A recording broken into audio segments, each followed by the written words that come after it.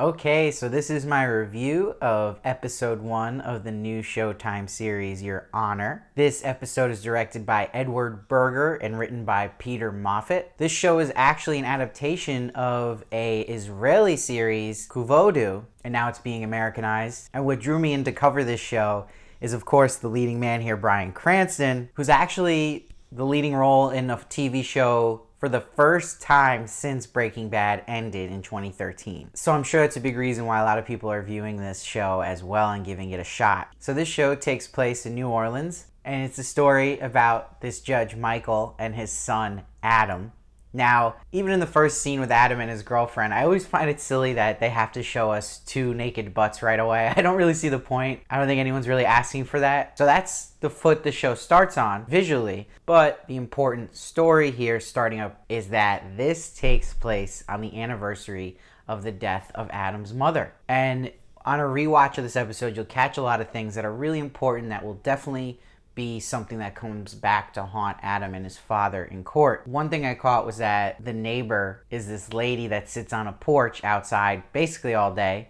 She saw Adam leave that day, and she also saw when he came back all bloody. And they make a big point of this, especially because one of the shots they open with her just eating peanuts. They wouldn't just show this random lady eating peanuts on the porch if it wasn't important. And what was interesting about leading up to this big moment where he hits the kid on the motorcycle, I just felt like you knew the minute that kid got that motorcycle as a gift, he was a goner, and that's how he was going to die. So I was kind of just waiting for that motorcycle to appear when Adam was driving around town. But what they're cutting back and forth between is actually in the beginning showing Michael, his dad, played by Bryan Cranston, on his run. He even stops at his wife's grave, but he makes a stop at this house in this poor neighborhood, and it's actually the house that has directly to do with the case he is handling as a judge. And this is just to show you how honorable of a judge he is, looking for the truth in all ways, and it's completely just to go that far to check on that case. But before we get back to Michael, we see with Adam that he's asthmatic, which is super important and is really a big variable in all these events that take place. So where stuff starts to hit the fan with Adam is he brings his mother's photo to this Yaya's food store in this bad neighborhood,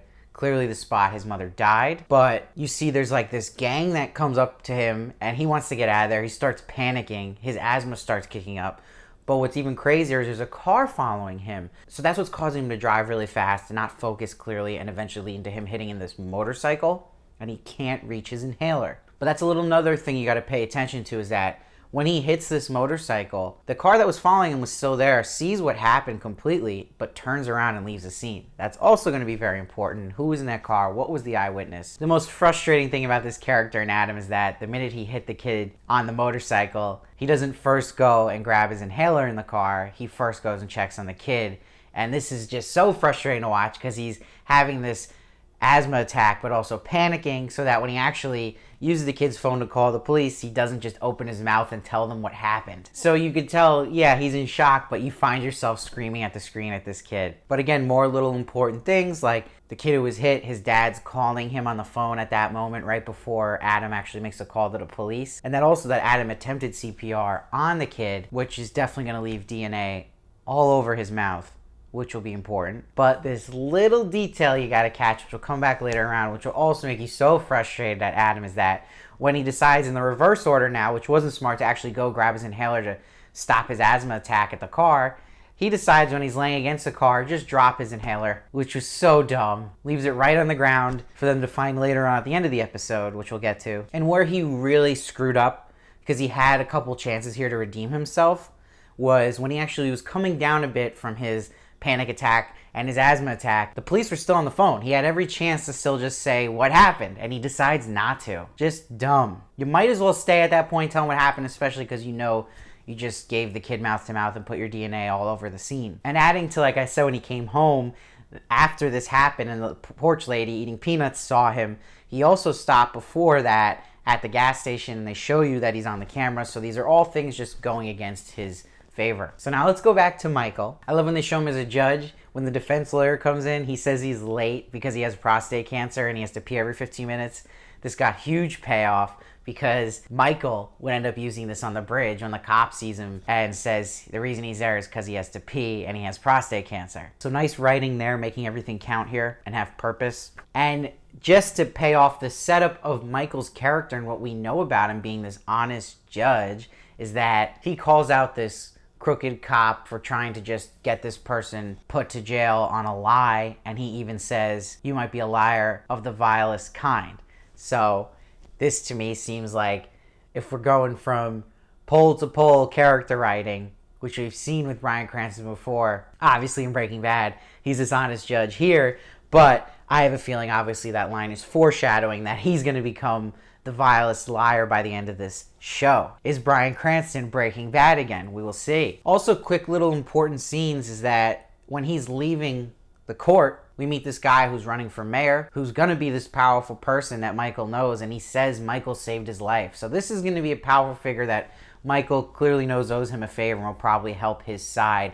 Michael's gonna have to play all these cards and connections he has to protect his son as we go forward in this show. So they're kind of laying the seeds for that. And just to add to the frustration of Adam, he doesn't know how to use a wash machine properly. It's just ridiculous. I always feel like I have that bias when you see a younger kid character in a show and they're just being stupid. You just want to scream the whole time. And then Daddy has to come home and mop up his mess with all the bloody clothes later on. But there's a really good scene here when the son lets Michael know what exactly happened. And you get important lines from Michael's character like, "I love you more than anything in this world." Again, his motivation, what will make him become this liar to protect his son at all costs. And it's interesting because with Michael's character, when he's getting the story from Adam, he's already finding ways to justify it any way possible, really honing in on the shock factor that Adam was in, saying, "Oh yeah, you were in total shock though, right?"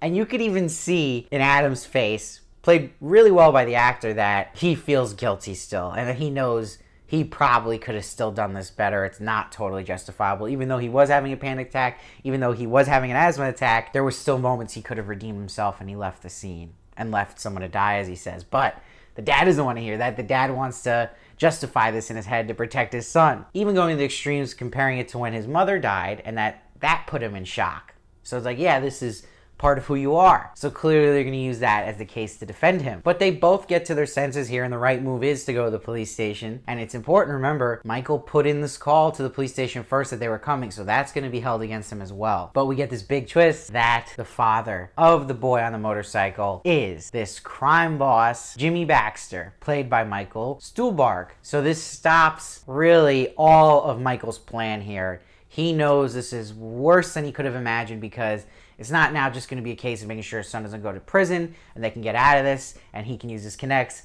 Now it's him versus basically this mob, and that he knows if they ever find out his son did this, he's going to get whacked. And that's why he panics and he's like, "No, we got to go." And he's like, "I can keep you safe if no one hears about this." So you see how quickly his character is turning now at all costs to defend his son. But man, you just see that dog just grab the bloody rag here when Michael's cleaning up the clothes and the car. Brutal. That's gonna haunt them. And like how the episode ends, it's gonna haunt them about the inhaler that Adam stupidly left on the street. So what's interesting about this show, I didn't think it was the most thrilling premiere. I don't think it was the most hooking either, but I think it was entertaining enough and had some really good character writing, and it had a twist, and it has you intrigued. So I think it deserves an 8.6, also for great acting. I still love the color palette that is used a lot in crime dramas like this. The cold blues here just really sets the mood well, and how we're going to see this man change. Now, it's hard for me to predict where this show is going to go. I think it has so much upside and so much downside. I think the upside here is clearly with Bryan Cranston. Especially, it's exciting to see him do a lead role in the TV show again. We haven't seen that since Breaking Bad. And I think most interesting part of the story is going to be how his character changes and who he becomes and the decisions he'll make. However,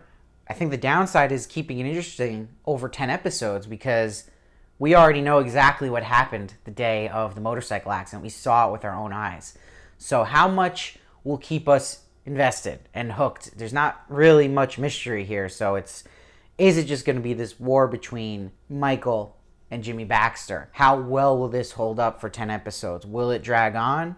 Or will there be more twists and things we didn't know maybe prior that happened with the mother's death? And maybe they can go more into detail. Maybe we'll end up learning that Jimmy Baxter was somehow responsible for the mother's death. Who knows? So Hopefully they make it more complicated and interesting, because I'm just a little afraid that knowing exactly what happened with the motorcycle accident, how much will keep people invested and hooked. Because it's great to have great character storytelling, but we need a little more than that too, so we'll see where this goes. But again, I think this is a really solid premiere, 8.6 for me. Let me know down below what you thought of this premiere. I'd love to hear your thoughts. I read every comment and try to respond to as many as I can. Please make sure to subscribe so you don't miss one of my reviews of Your Honor. I'll be doing every episode. I also do other TV shows and movies as well. And if you love what I do here, I would really, really appreciate a $2 monthly donation you can sign up for. There's a PayPal link in the description down below. This will help me do more videos for you guys.